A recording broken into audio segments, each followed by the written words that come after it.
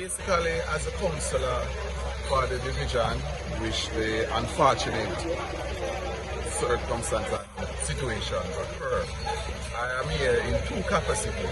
One as a producer and one who produced the Mighty Diamonds, and that of the councillor. But it's kind of sad at this moment that, you know, based upon circumstances, the family is not able to grieve as they wish to do.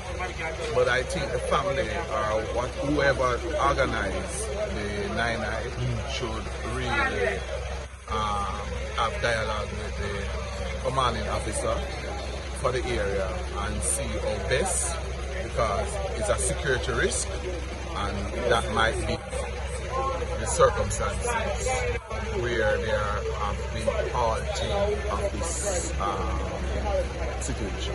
You think it could have done more better?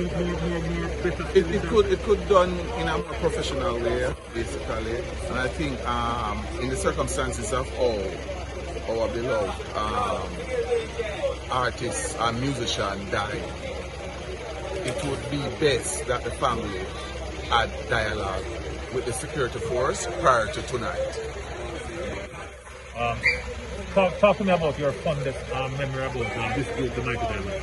Definitely, I remember in around 1992, when I do a remix of the Country Rhythm, and I spoke to Allah and asked him if Mighty Diamonds will really come back and do the original on this rhythm, sing back over that. And they did, and you know, it was a huge success, and the rhythm itself, past the country, is something of significance. And to see the manner in home, his life ended, is really sad. It's a big defeat to the music industry. And, you know, it's just sad. Tabby first, then